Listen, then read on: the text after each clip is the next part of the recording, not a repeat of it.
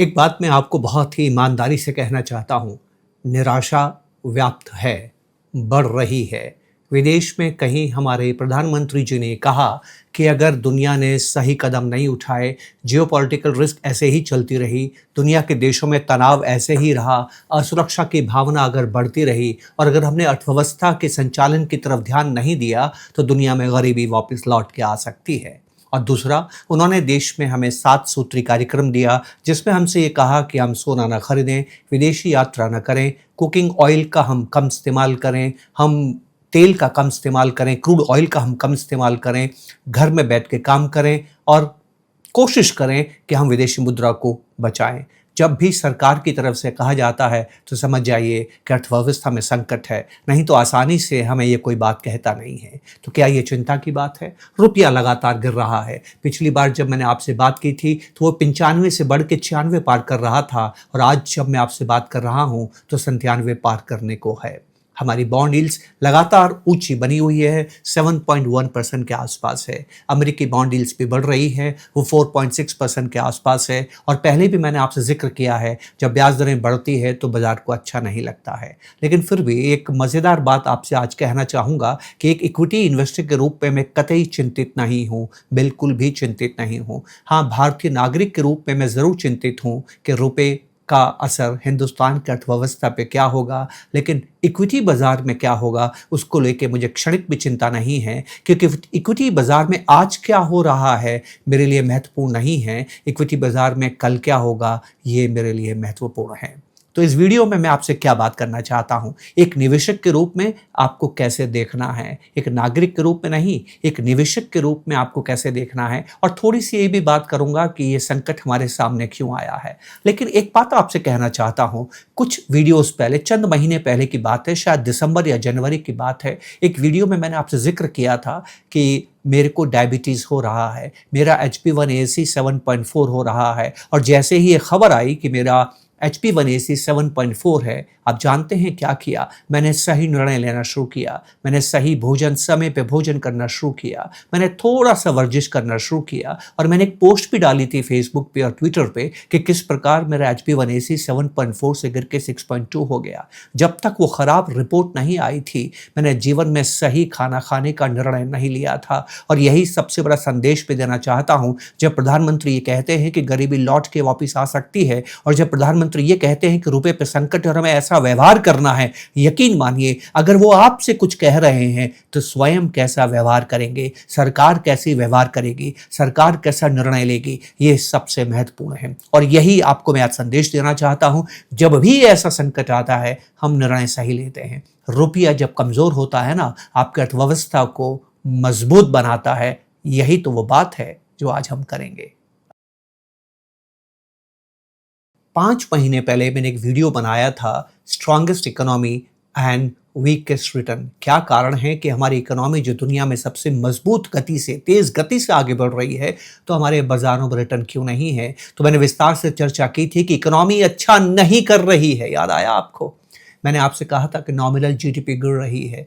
वक्त रहते मैंने आपको चेताया था कि इकोनॉमी हमारा अच्छा नहीं कर रही है, जब सभी मान रहे थे कि इकोनॉमी अच्छा कर रही है। हमारी रियल जीडीपी कितना अच्छा कर रही है, मैंने आपसे कहा था सावधान, हमारी नॉमिनल जीडीपी अच्छा नहीं कर रही है। जी हाँ, तब हमारी इकोनॉमी अच्छा नहीं कर रही थी, पर हमारा ध्यान उस तरफ नहीं था। आज हमारी इकोनॉमी जब आगे जाके अच्छा करेगी तो हमारा ध्यान इस तरफ जा रहा है कि इकोनॉमी अच्छा नहीं कर रही है। यही वो बात है, हमें समझनी है दोस्तों। Equities are discounting future. हमें ये नहीं देखना है कि दशा क्या है, हमें ये देखना है कि दशा में निर्णय क्या ले रहे हैं, उससे दिशा क्या बनेगी। और जिसको ये बात समझ में आ गई उसको बाजार समझ में आता है। बाजार और इकोनॉमी आप कभी ऐसे नहीं देखते हैं कि आगे जाके क्या इसका प्रभाव पड़ेगा, जो अभी हो रहा है वो सबसे जरूरी है। तो मैं कभी बाजार को ऐसा नहीं देखता कि बाजार में क्या हो रहा है, मैं बाजार को ऐसे देखता हूं क्या होना चाहिए। मैं ये नहीं देखता हूं कि रुपए के साथ क्या हो रहा है, मैं ये देखता हूं कि रुपए के साथ जो हो रहा है उससे क्या होना चाहिए, क्योंकि इकोनॉमी हमेशा संतुलन ढूंढती है और संतुलन मुझे हिम्मत देता है। बहुत ध्यान से समझिएगा। लेकिन पहले मैं आपसे कहना चाहता हूं कि रुपया संकट में क्यों आया। पिछली वीडियो में मैंने आपसे जिक्र किया था कि करंट अकाउंट में डेफिसिट होना आम बात है, कोई बहुत बड़ी बात नहीं है। जब से हिंदुस्तान है तब से हमने करंट अकाउंट में डेफिसिट देखा है, कभी ज्यादा होता है कभी कम होता है। उस डेफिसिट को हम कैपिटल अकाउंट के सरप्लस से पूरा करते हैं। हमारे यहां से करंट अकाउंट में डॉलर्स जाते हैं तो कैपिटल अकाउंट में आते हैं, लेकिन 2025 में कैपिटल अकाउंट से डॉलर्स जाने लगे, इतना जाने लगे कि हिंदुस्तान का व्यापारी खुद भी विदेश में निवेश करने लगा, हिंदुस्तान का निवेशक भी विदेश में निवेश करने लगा। आपको शिकायत है कि विदेशी हिंदुस्तान को छोड़ के जा रहा है, अरे हिंदुस्तानी भी तो विदेश में निवेश कर रहा है। आउटबाउंड रेमिटेंसेस आपने देखे हैं, आउटबाउंड रेमिटेंसेस भी बहुत ज्यादा हो रहे हैं। तो कैपिटल अकाउंट की संकट की वजह से हमारे सामने ये हुआ है। लेकिन इस कमजोर रुपए ने हमारी सरकार का ध्यान आकर्षित किया है कि उस चाइना +1 पॉलिसी का क्या हुआ। आज से 5 साल पहले जब कोविड हुआ था और दुनिया चाइना से नाराज हुई थी, 2 कारणों से नाराज हुई थी। पहला कारण तो कोविड का निकलना, प्रसार चाइना से हुआ था, और ये बात दुनिया को नागवार गुजरी कि चाइना ने ध्यान नहीं दिया। और दूसरा, दुनिया को समझ में आया कि वो अपनी जरूरतों के सामान के लिए चीन पर निर्भर है, और आगे कभी ऐसा ना हो तो उनको एक देश पर निर्भर नहीं रहना चाहिए, उनको दूसरे देशों से भी सामान खरीदना चाहिए। और इस नीति को चाइना +1 कहा गया और हमारे यहाँ जश्न मना गया। हमारे यहाँ सभी लोगों ने, एक्सपर्ट्स ने, इकोनॉमिस्ट ने, फंड मैनेजर्स ने, बड़े निवेशकों ने, सबने आपसे कहा चाइना +1 का सबसे बड़ा लाभकारी लाभ जिसको मिलेगा तो वो हिंदुस्तान है, क्योंकि हिंदुस्तान इतना बड़ा राष्ट्र है कि वही अकेला चीन को रिप्लेस कर सकता है, वही चीन का विकल्प बन सकता है। पर क्या ऐसा हुआ? तस्वीर आपके सामने है, गौर से देखिएगा। पिछले 4 सालों में क्या हुआ है, 2021, 22, 23, 24 और 25, इन 4 सालों में क्या हुआ है। बांग्लादेश की जो एक्सपोर्ट है यूएसडी में, यूएसडी की बात कर रहा हूं, रुपए में नहीं, वो 2.2% से बढ़ा है। चीन का एक्सपोर्ट 3.3% से बढ़ा है। हिंदुस्तान का एक्सपोर्ट 3.0% से बढ़ा है। क्या बात समझ में आई आपको? कहा तो हम चीन +1 की बात कर रहे थे, हम ये कह रहे थे कि चीन से एक्सपोर्ट निकल के कहीं और जाएगा, पर चीन का एक्सपोर्ट 3.3% से बढ़ा है और हमारा एक्सपोर्ट मात्र 3.0% से बढ़ा है, जबकि हमने मेक इन इंडिया का नारा भी दिया था। इंडोनेशिया का इन्हीं 4 सालों के अंदर 5.1% से बढ़ा है, मलेशिया का 5.9% से बढ़ा है, और सर्वाधिक वियतनाम का 8.9% बढ़ा है। और ये कमजोर होता रुपया हमको इस तरफ ध्यान दिला रहा है। हमें नीतियों में परिवर्तन करना होगा, और मुझे सबसे खुशी की बात यह है कि कमजोर रुपये ने हमारे इकोनॉमिस्ट को, हमारी सरकार को, हमारे नीति निर्माण को, हमारे पॉलिसी मेकर्स को इस तरफ ध्यान आकर्षित किया है कि क्या करने की जरूरत है। आप जानते हैं क्या करने की जरूरत है? आपके सामने एक दूसरी तस्वीर पेश करता हूं, ध्यान से देखिएगा। ये बताती है कि पिछले 1 साल में, पिछले 2025 जो हमने देखा है, अंतरराष्ट्रीय डेटा है अंकटाड का, वो आपके सामने लेके आया हूं। इंटरनेशनल मर्चेंडाइज ट्रेड का डेटा आपके सामने लेके आया हूं। तस्वीर आपके सामने है, ध्यान से देखिएगा। 3 ही देश है दुनिया के अंदर, अमेरिका, इंग्लैंड और हिंदुस्तान, जो कि इंपोर्ट ज्यादा करते हैं और एक्सपोर्ट कम करते हैं। आप ध्यान से देखिए। तो जो भी देश इंपोर्ट ज्यादा करता है और एक्सपोर्ट कम करता है, उसको हमेशा करेंसी का रिस्क लेता है। तो फिर यूएसए को और यूके को रिस्क क्यों नहीं होता है? क्योंकि यूके के पास पाउंड है और यूएसए के पास डॉलर्स है, वो रिजर्व करेंसी है। उनकी करेंसी दुनिया स्वीकार करती है, हमारी करेंसी दुनिया स्वीकार नहीं करती है। इसलिए हमें अगर डॉलर कमाना होगा, कमाना नहीं है तो आकर्षित करना होगा। और एक बात मैं आपसे कहता हूं, ध्यान से सुनिएगा, आने वाले 2 महीनों में सरकार बहुत सी नीतियां बनाएंगी जहां पर वो डॉलर को आकर्षित करेंगे। इसमें एक एनआरई डिपॉजिट्स भी हो सकता है, जहां पर सरकार उन्हें ज्यादा ब्याज दरें देगी। खबर पे ध्यान रखिएगा कि सरकार डॉलर को आकर्षित करने के क्या निर्णय ले रही है। एक बात यह भी कही जा रही है कि शायद एफपीआई के ऊपर जो टैक्स लगता है उसको माफ कर दिया जाएगा। जी हाँ, हिंदुस्तान अगर 2.8% दुनिया के हिस्सेदारी है उसकी इंपोर्ट की, तो एक्सपोर्ट में केवल 1.7% हिस्सेदारी है। हमें ऐसी नीतियां बनानी होगी जहां पर हमारा इंपोर्ट कम हो और एक्सपोर्ट बढ़े। तीसरी चीज जो मैं आपसे कहना चाहता हूं, जो बहुत जरूरी है हमारे लिए समझना, और वो ये है कि पिछले 1 साल, 2 साल, 3 साल, 4 साल, 5 साल लगातार कोविड के बाद से जो विदेशी एफडीआई हमारे सामने आई थी वो कम हुई है, और हमारे यहां से एफडीआई बाहर ज्यादा गई है। मतलब हमारे व्यापारियों ने केवल इक्विटी निवेश नहीं, वहां पर एफडीआई में निवेश किया है। मतलब अपने कल कारखाने, अपना बड़ा निवेश विदेशों में भी उन्होंने करना शुरू किया है। तो इस वजह से भी रुपए पे दबाव हुआ। अब मुझे लगता है कि बहुत ज्यादा मैं इन पे बात नहीं करता हूं। पिछली वीडियो में मैंने आपसे बात की थी रुपया क्यों कमजोर हुआ, हमें बात समझ में आ गई है। पर एक निवेशक के रूप में मैं इसको कैसे देखूं? ये मेरे निवेश को कैसे प्रभावित करेगा, ये मेरे इन्वेस्टमेंट्स को कैसे प्रभावित करेगा, मुझे इन्वेस्टमेंट्स में क्या करना चाहिए, वो ज़्यादा ध्यान देने वाली बात है। तो आइए अब मैं आपसे वो बात करता हूँ कि एक इन्वेस्टर के रूप में आपको क्या देखना है और कैसे देखना है। दोस्तों, एक बहुत ही इंटरेस्टिंग बात कहने जा रहा हूं, बहुत गौर से सुनिएगा और ध्यान से समझने की चेष्टा कीजिएगा। जीन क्लाउडे जुनकर नाम के प्रधानमंत्री रहे हैं यूरोप के एक देश जिसका नाम है लग्जमबर्ग की अर्थव्यवस्था ने लंबे समय से अच्छा नहीं किया, लेकिन वो लगातार प्रधानमंत्री बने रहे और 27 साल तक उन्होंने लग्जमबर्ग पर राज किया। किसी ने उनसे पूछा कि आपके समय में इकोनॉमी ने तो बहुत अच्छा नहीं किया, उसका कारण बहुत से थे, उनमें वो जिम्मेदार नहीं थे, लेकिन आप चुनाव कैसे जीतते हैं जब इकोनॉमी ने अच्छा नहीं किया। तो उन्होंने एक मज़ेदार बात कही कि मैं ये तो जानता हूं कि इकोनॉमी के लिए मुझे क्या करना चाहिए, क्या नहीं करना चाहिए, पर मैं ये नहीं जानता कि वो करने से चुनाव जीतूंगा कि नहीं। जी हाँ, पॉलिटिशियंस की जो पहली इच्छा होती है वो चुनाव जीतने की होती है, क्योंकि एक राजनेता जब चुनाव जीतता है तभी तो आर्थिक निर्णय ले सकता है। तो राजनीतिक वर्चस्व पहले आता है या इकोनॉमिक पॉलिसीज पहले आती हैं। अगर दोनों में संघर्ष होता है तो हमेशा राजनीतिक दृष्टिकोण का वर्चस्व रहता है, लेकिन कभी कभी ऐसा समय आता है कि जब राजनीति के ऊपर आर्थिक नीति हावी हो जाती है, और ये वो समय है। इसलिए मैं निराश नहीं हूँ, मैं बहुत आशावादी हूँ और एक इक्विटी इन्वेस्टर के रूप में मैं इस बात को बहुत भली भांति यकीन करता हूँ कि आने वाला समय अच्छा होगा, क्योंकि हमारे प्रधानमंत्री ने हमें संदेश दिया है कि इस वक्त तो सारा ध्यान इकोनॉमी की तरफ दे रहे हैं। मेरा अनुभव 30 दशकों का याद रखिएगा, जब बाजार में सर्वाधिक निराशा होती है वहीं पर अच्छे रिटर्न का बीज पोषित होता है। मैं इतिहास का विद्यार्थी हूँ, फिर कहता हूँ, एक इक्विटी इन्वेस्टर के रूप में मुझे किंचित मात्र भी भय नहीं है। जी हाँ, बिल्कुल भी भय नहीं लग रहा है और मुझे मालूम है कि आने वाला साल कैसे होगा। मैं भविष्यवाणी नहीं कर रहा हूँ, ध्यान से इस बात को समझिएगा। मैं सिर्फ संभावनाएं व्यक्त कर रहा हूँ। जो मैं मानता हूँ जरूरी नहीं है आप मानिएगा, लेकिन मैं आपके सामने इतिहास भी प्रस्तुत करूंगा। मैं 1992 में निवेश करने के लिए आया था। मेरे निवेश करने से 1 साल पहले जलजला आया था हिंदुस्तान के अंदर। जितना रुपया 91 में कमजोर हुआ था, इतिहास में कभी नहीं हुआ। 1 साल में 40% से ज्यादा रुपया कमजोर हुआ था। तो मैंने क्या देखा, 91 में रुपया कमजोर होता है। जब रुपया कमजोर होता है तो सरकार भयभीत होती है। सरकार क्यों भयभीत होती है, चिंतित होती है? क्यों चिंतित होती है? उन्हें मालूम है कि कमजोर रुपया महंगाई लेके आएगा। उन्हें मालूम है कि महंगाई ज्यादा ब्याज दरें लेके आएगी और बाहर से डॉलर्स को आकर्षित करने के लिए आपको ब्याज दर भी बढ़ानी पड़ती है। जब ब्याज दरें बढ़ेंगी तो मांग कम हो जाएगी। जब मांग कम होगी तो प्रोडक्शन कम होगा। जब प्रोडक्शन कम होगा तो रोजगार कम होगा। जब रोजगार कम होगा तो खर्चे कम होंगे। जब खर्चे कम होंगे तो व्यवसाय करने की इच्छा कम होगी और इकोनॉमी मंदी में चली जाएगी। जी हाँ, ये जो भय है,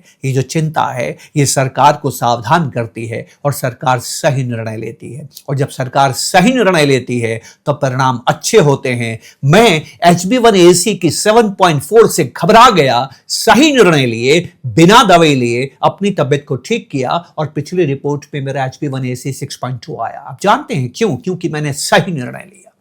तो 91 में हिंदुस्तान कमजोर हुआ और हिंदुस्तान ने सही निर्णय लिया। मनमोहन सिंह जी को आप आज भी याद रखते हैं। तो आप जानते हैं 92 में क्या हुआ? 92 में हमारे बाजार ने 37% का रिटर्न दिया। क्या बात समझ में आई? कमजोर रुपए ने बाजार को बढ़ाया, पहला कारण। दूसरा कारण याद रखिएगा जो कहने जा रहा हूं, जब रुपया कमजोर होता है, रुपए से ही तो आप सोना खरीदते हैं, रुपए से ही तो आप जमीन खरीदते हैं, रुपए से ही तो आप इक्विटी खरीदते हैं, रुपए से ही तो आप बॉन्ड खरीदते हैं, रुपए से ही तो आप हर एसेट खरीदते हैं। तो रुपया कमजोर हुआ है तो जाहिर है एसेट को मजबूत होना होगा। जितना रुपया कमजोर होता है उतना एसेट अप्रिशिएट होता है। तो एक तो एसेट अप्रिशिएट होता है, दूसरा सरकार सही निर्णय लेती है। वो निर्णय व्यापारियों के हक में लेती है। व्यापारियों का व्यवसाय और मुनाफा बढ़ता है और बाजार बढ़ता है। क्या ये एक ही साल हुआ? हर बार ऐसा ही हुआ है। दूसरी बार रुपया 2008 में कमजोर हुआ, 23% कमजोर हो गया 2008 में। 2009 में बाजार ने 81% का रिटर्न दिया। उसके बाद रुपया 2011 में कमजोर होता है, 2011 में 19% रुपया कमजोर होता है, 2012 में बाजार 26% बढ़ता है। उसके बाद बाजार का कमजोर होना जारी रहता है। 2013 की बात कर रहा हूं।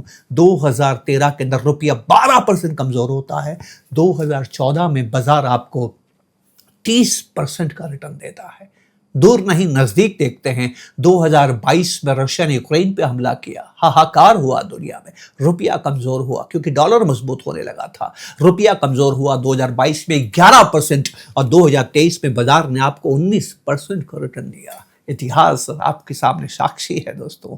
कमजोर रुपया आने वाला बेहतर समय लेके आता है। मुझे तो यकीन है, मैं एक इक्विटी इन्वेस्टर के रूप में कभी नहीं घबराता हूं जब रुपया कमजोर होता है। जी हां, वो इकोनॉमी को कमजोर करता है, पर ये ऐसा ही है कि हाजमा कमजोर होने पर आप खिचड़ी खाते हैं और आप तुरंत ठीक हो जाते हैं। रुपया कमजोर होना हमारे को इस बात का संदेश देता है कि इकोनॉमी में कुछ अच्छा नहीं है, हमें सही निर्णय लेने की जरूरत है। 5 महीने पहले, 6 महीने पहले जब मैंने आपसे कहा था कि इकोनॉमी कमजोर हो रही है, पर हम सही निर्णय नहीं ले रहे थे क्योंकि कोई मानता नहीं था कि इकोनॉमी कमजोर हो रही है।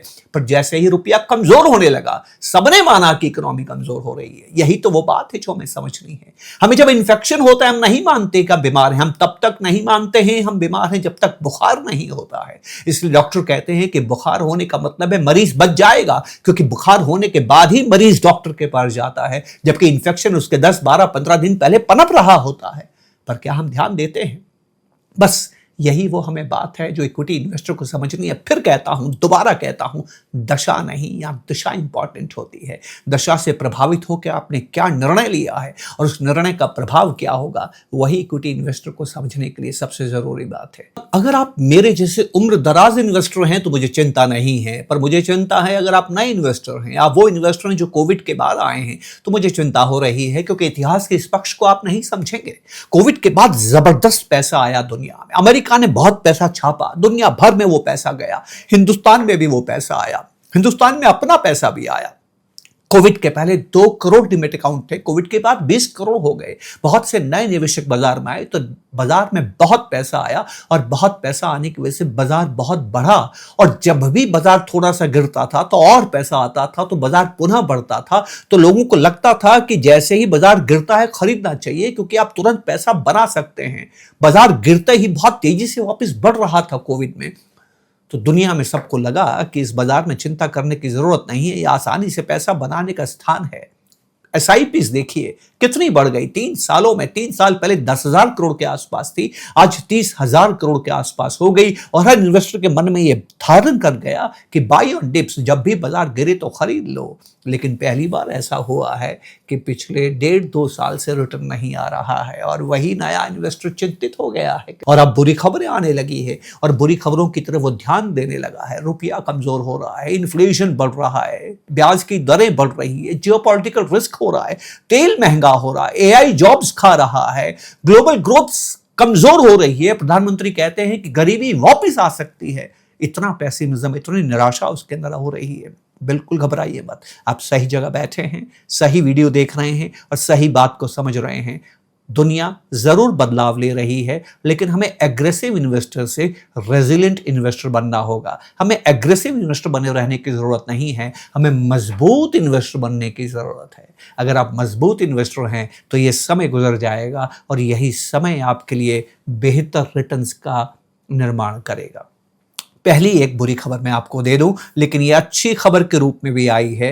2024 में मॉर्गन स्टैनली का जो MSCI इंडेक्स है, जो एमर्जिंग मार्केट इंडेक्स है, उसमें हिंदुस्तान की जो वेटेज था वो 20% के आसपास था। तो हिंदुस्तान में बहुत रुपया आ रहा था। लेकिन 2022-23 में हमने क्या देखा, दुनिया में AI का प्रादुर्भाव हुआ और अमेरिकी बाजारों ने बेहतर रिटर्न दिया और इन बेहतर रिटर्न की वजह से विदेशी पैसा हिंदुस्तान से निकलने लगा। और दूसरा, हिंदुस्तान की इकोनॉमी अच्छा नहीं कर रही थी, जो मैंने पिछली वीडियो में आपसे कहा था, नॉमिनल GDP अच्छा नहीं कर रही थी। इस बात से प्रभावित होकर विदेशी पैसा निकल रहा था और जब विदेशी पैसा निकल रहा था तो हिंदुस्तान से ज्यादा पैसा निकला। जब हिंदुस्तान से ज्यादा पैसा निकला तो हमें हानि ज्यादा हुई। लेकिन ये भी एक बहुत खूबसूरत बात मैं आपको बताता हूं, हिंदुस्तान का भले ही वेटेज कम हो गया हो, लेकिन पिछले 6-8 महीने से मैंने गौर से देखी है इस बात को। कुछ बाजार हैं जिसको आप एमर्जिंग मार्केट्स कहते हैं, ब्राज़ील है, कोरिया है, इनको आप एमर्जिंग मार्केट्स कहते हैं। इनका रिटर्न बहुत लंबे समय के बाद अमेरिका के रिटर्न से ज़्यादा हो गया है,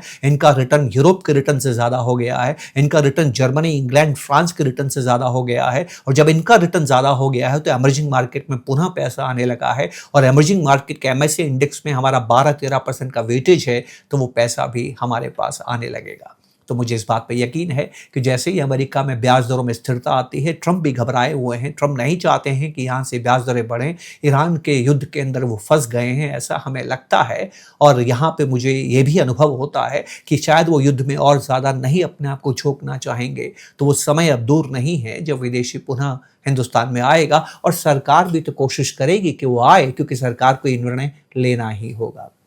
तो ऐसे समय में आपको विश्वास बनाए रखना है, सही तरह से एसेट एलोकेशन करना है, अपने आप को मजबूत बनाना है। जो खर्चा आपको 2-3-4 सालों में करना है, उसको इक्विटी में नहीं रखना है। पर जिस पैसे की आपको किसी हाल में ज़मीन आसमान एक हो जाए, उसकी ज़रूरत नहीं है। उसको इक्विटी में रखने से घबराना भी नहीं है, हिचकना भी नहीं है।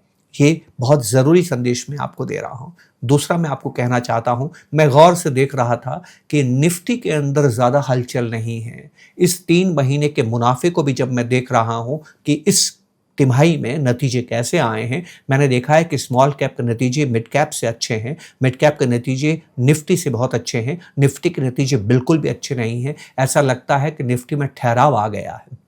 क्यों आया है? तस्वीर आपके सामने है, ध्यान से देखिए आपको क्या सेक्टर्स नजर आ रहे हैं। इन सेक्टर्स को आप देखिए, आपके सामने तस्वीर है। फाइनेंशियल सर्विसेज 35%, बैंक जिनको आप बैंक्स कहते हैं, ज्यादातर इसके अंदर बैंक्स हैं। Oil, gas and consumer fuels जिसको आप यूटिलिटी कहते हैं 10%। इंफॉर्मेशन टेक्नोलॉजी, आईटी कौन सा? पुराना, नया नहीं, पुराना IT, HCL technology, Infosys, TCS, जो कि भारी दबाव में है। लोगों को लग रहा है कि एआई का उनके पर असर क्या होगा। उनका वेटेज है 8.58%। अब ध्यान से देखिएगा, बाकी नाम भी पढ़ता हूं। ऑटोमोबाइल्स के अंदर भी ईवी ज्यादा नहीं है, याद रखिएगा, ईवी ज्यादा नहीं है।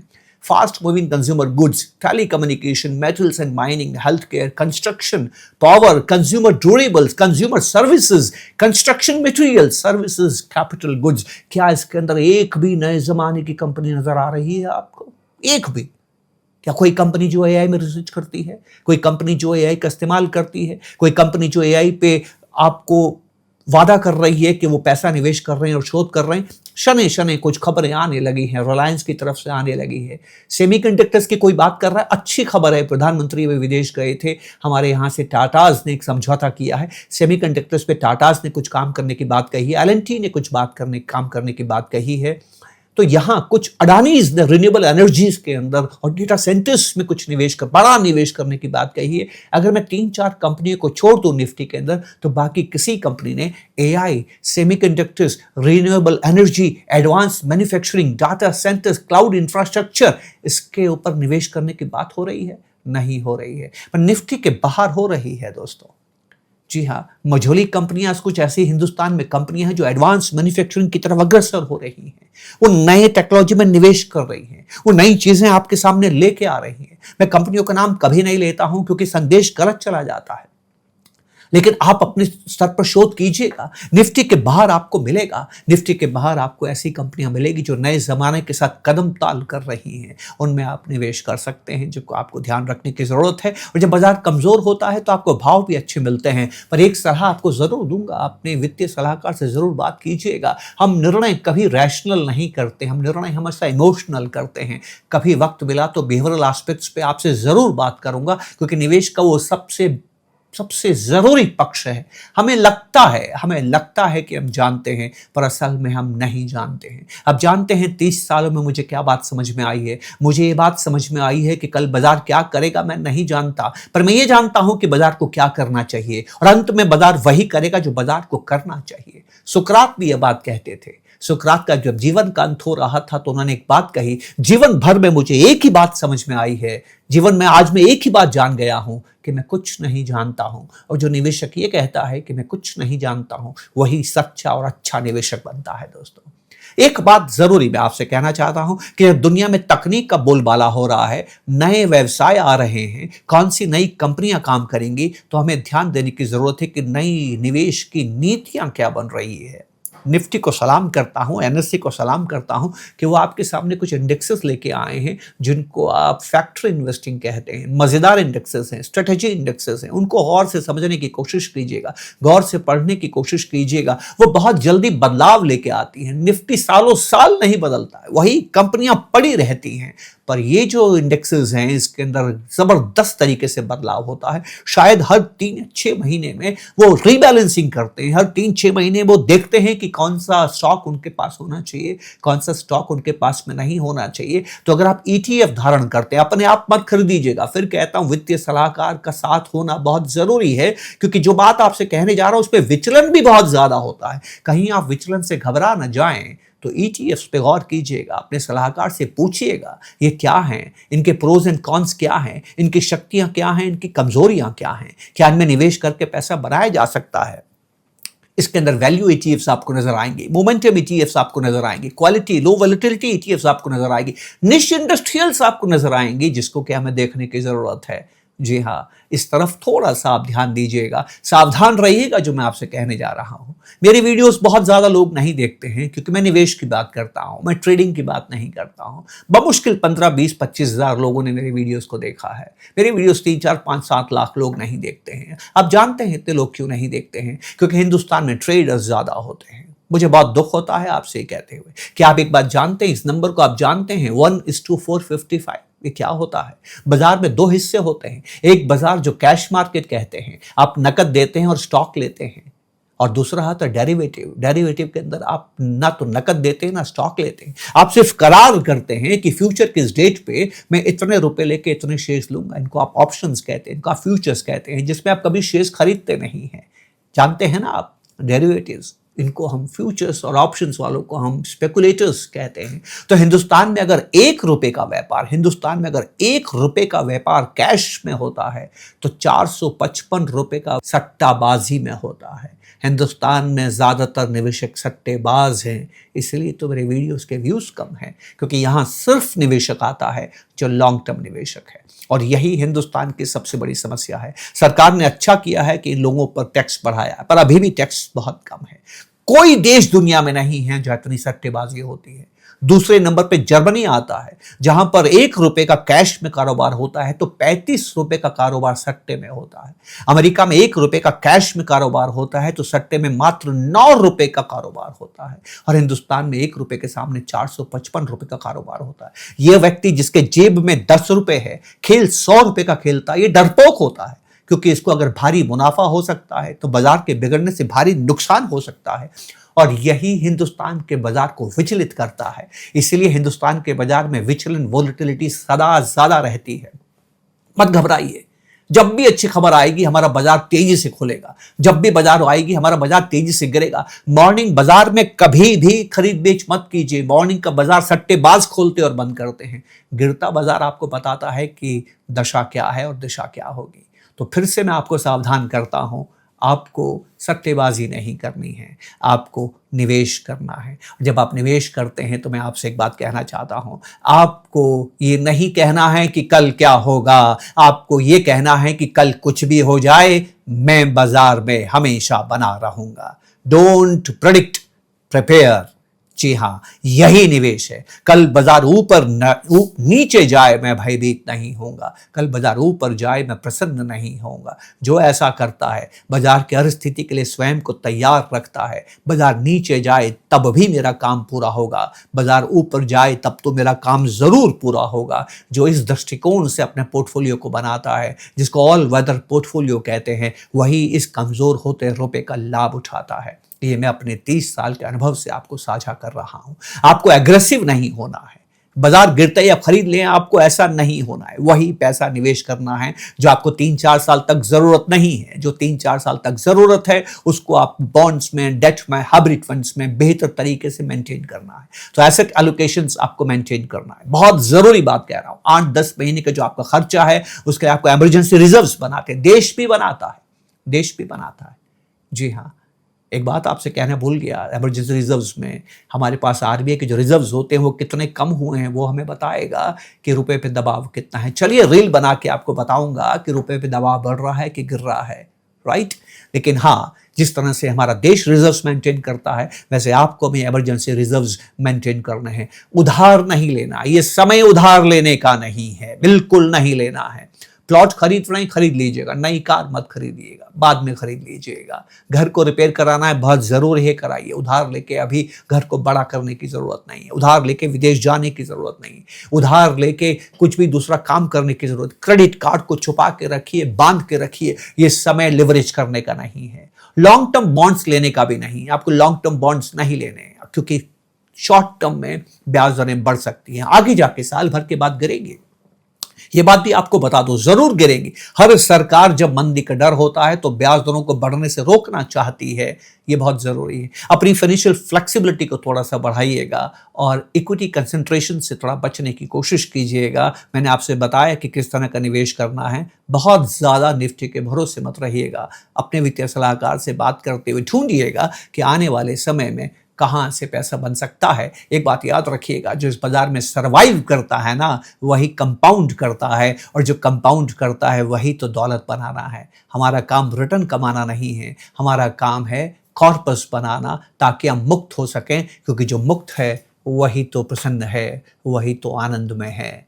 जी हाँ, मैंने सुनिश्चित अपने लिए किया, मैंने सुनिश्चित अपने परिवार के लिए किया। आपसे आग्रह करूंगा कि आप भी अपना अक्षय पात्र सुनिश्चित करें। अगर आप एक वित्तीय सलाहकार के साथ मिलकर अपने भावनाओं को नियंत्रण में रख के, प्रेडिक्शन नहीं करते हुए, प्रिपरेशन करते हुए, एसेट एलोकेशन करते हुए, वित्तीय नियोजन के साथ अगर आप निवेश करते हैं, ये राष्ट्र आपको निराश नहीं करेगा। जो कुछ अभी हो रहा है ये पहले भी हुआ है, 2013 में हुआ है, 2008 में हुआ है, 1998 में हुआ है, 1991 में हुआ है। कोई नया चीज़ नहीं हो रही है। हम पहले भी इनसे निकल के आए थे, अब भी निकलेंगे। उम्मीद करता हूं कि आपको वीडियो पसंद आया होगा। पसंद आया है, शेयर ज़रूर कीजिएगा, ज़रूर शेयर करें, लाइक ज़रूर कीजिएगा, कमेंट ज़रूर कीजिएगा। आप जितने लोगों के साथ शेयर करेंगे उतनी मुझे और नई वीडियोस बनाने के लिए प्रेरणा मिलेगी। आप ही तो मेरे ऊर्जा का स्रोत हैं। अपना स्नेह बनाए रखिएगा। नमस्कार, जय हिंद।